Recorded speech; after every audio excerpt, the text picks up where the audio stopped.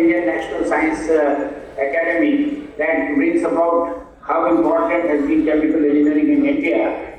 It is very unique because the only branch of engineering which is linked to chemistry and one which is based on high science. And I will try and resonate with the title of the conference, connected with different catalysts. And after 120 years, the same catalyst is still being used, how we crank out thermodynamics. But the real classical case of research, discovery-based work was nylon, when Caruthers was asked by DuPont to do something extraordinary. Don't worry about the utility. I am emphasizing this to show that how fundamental research can usher in something unbelievable. And that gave birth to polyester fiber, nylon, resin, nylon fiber. And but for polyester fiber, we would not have had this all-inclusive growth where every woman with the biggest economic portfolio can wear a very good saree. So it is high science and emphasis on fundamental research. It's fundamental research which will lead to invention, and invention will lead to innovation. And I will try and resonate this with examples with chemical industry with which I have some familiarity. Let me start by this particular example which I have given you. And I will also talk about how policy decisions, because this is part of your conference, made a difference to chemical industry. It was in late 50s, the government of India came with a policy that alcohol should be used as a feedstock for chemical industry. And UP saw one of the biggest alcohol-based industries, synthetics and chemicals, making synthetic rubber. When NAFTA became surplus, government of India came out with a policy decision that we should promote NAFTA-based petrochemicals.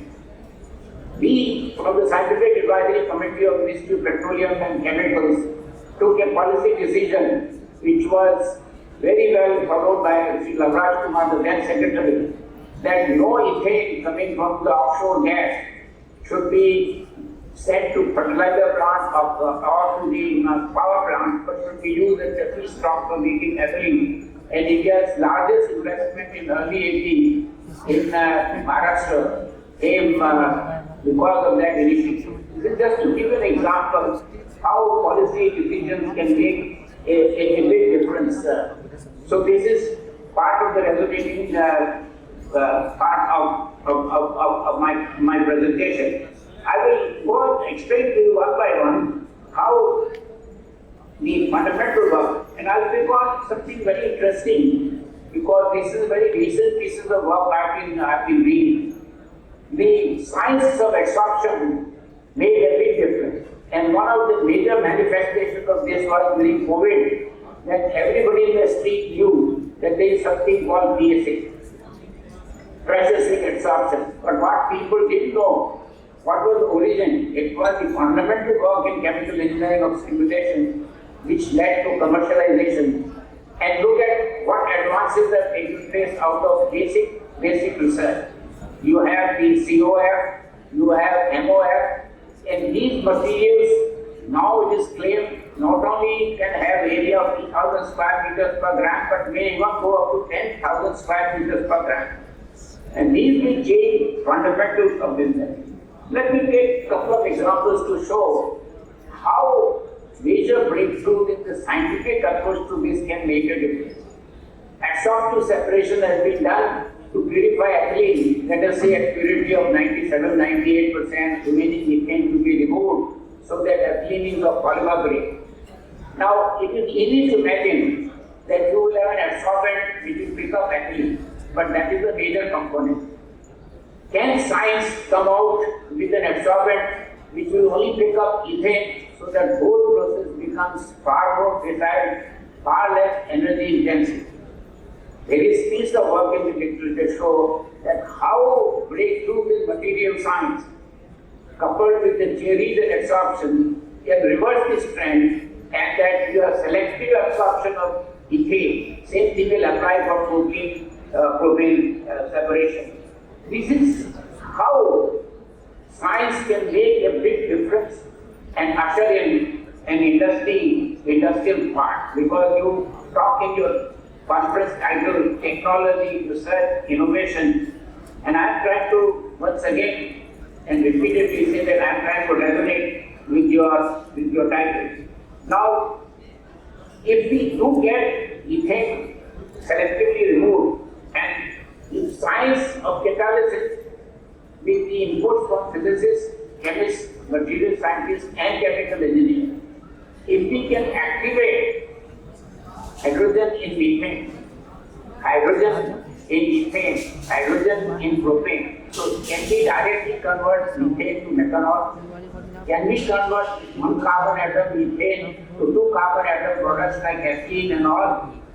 Science is now pointing out to the direction that this may well be possible. If this is possible, we will have some fundamental change, because the availability of natural gas is very, very high. Forget about near future, maybe within a decade, we will see exploitation of natural gas hydrates, which again is dependent on some fundamental work. Now, this is only on the side of the extract. Let me take the example of how fundamental work on reverse osmosis led to desalination. What an impact it has made on the society that you can have RO to convert seawater and the ambient conditions to drinking water. Everybody in the street, even Pani Puri wala will say he has got RO water. But he doesn't know the science, he doesn't know even what RO stands for. Just like I told you that everybody in the public knew PSA, but didn't know what it stood for and how it was based on high science. It was the science of reverse osmosis, fundamental work in reverse osmosis. Now, this is only the beginning. Compared with the breakthroughs in polymer science, we came out with hollow fibers. And how these hollow fibers have made impact in quality of life is abundantly clear from nephrology, from the dialysis patient. Imagine if the hollow fibers were not there, how it would have been possible to do dialysis of human beings in such a precise way. But look at what next is happening to the science in this whole area of membrane coupled with breakthroughs in polymer, that we are now talking of nanofiltration, which means you can sieve out molecules with molecular weight about 250. Science, fundamental work in this area will enable us in the near future for molecules with molecular weight even below 250 to be safe. It means big saving in energy, big recovery, particularly for sensitive pharmaceutical intermediates. And we see, we don't act here. Imagine how we are able to manipulate these membranes. Now we have charged membranes which can distinguish between monovalent and divalent. With this emerging need for lithium, and most lithium ores have magnesium, and how monovalent lithium could be separated from the divalent magnesium under benign conditions. Imagine how we will further develop based on science just impurity removal through charged membranes. This is yet another example of how science is leading. I now move on to how high science is got recognized to Nobel Prizes and how they change fundamentals of business in chemical industry. I'll pick up two examples.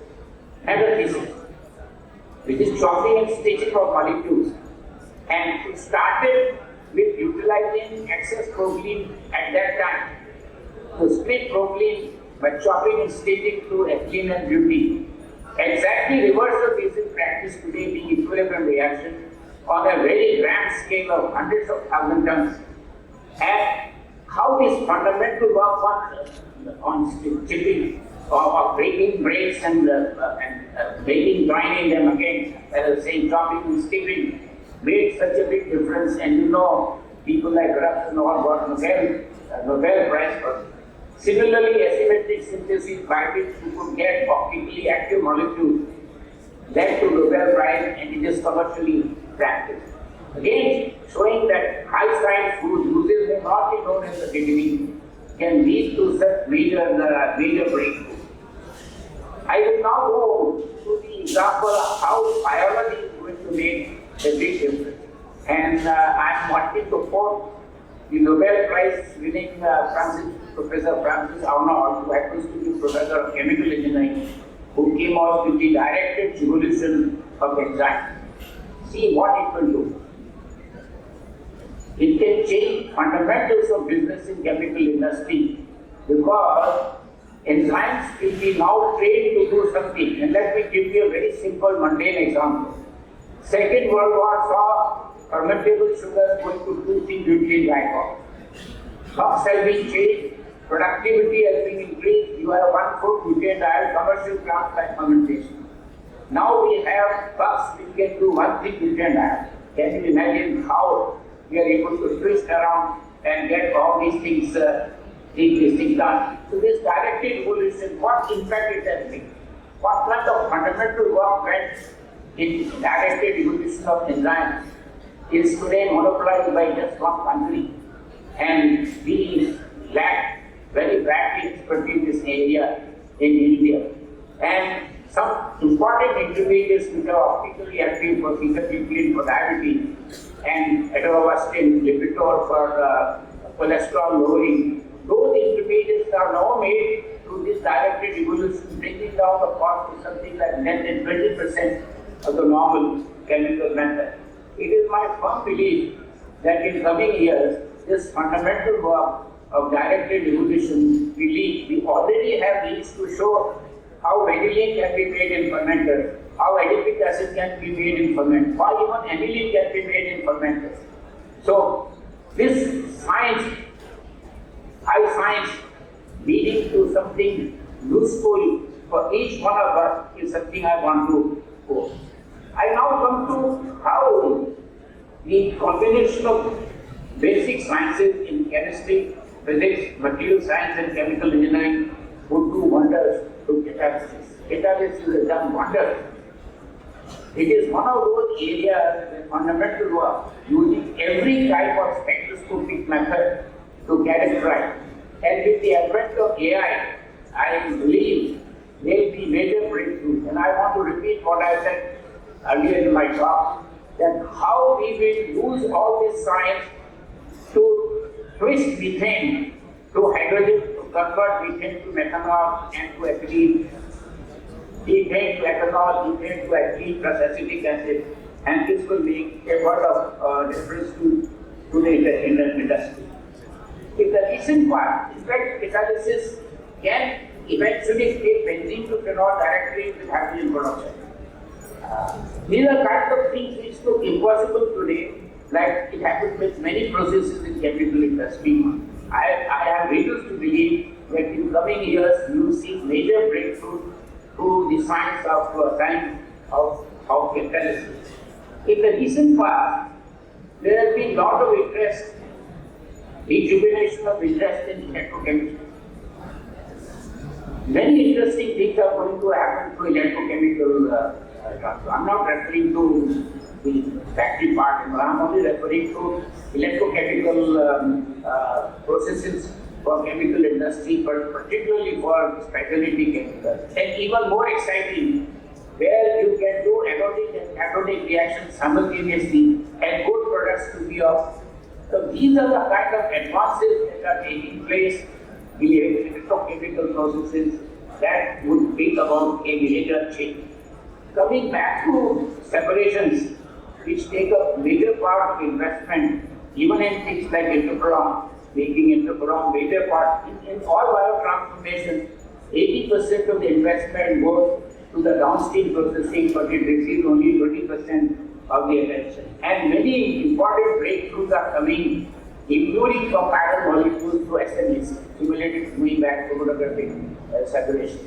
You will now see in the coming months the level to which this will be taken, that you will be able to make 1,000 tons per annum of chiral molecules through the chiral columns. And this will bring about a big change, otherwise the manner in which recipe molecules are separated is both chemically expensive and a little bit of energy also. These are some of the things I try to resonate I made an attempt to resonate with your title because I was very impressed with your title, and I'm very impressed with Yogesh Doshi and company who have organized such a unique function, not only to facilitate, but in terms of bringing people from all over the country and some from overseas. I'm delighted to participate. In the end, I want to say, with your acronym, I'll drop S and I will say please trip and hang on to fundamental research. Thank you.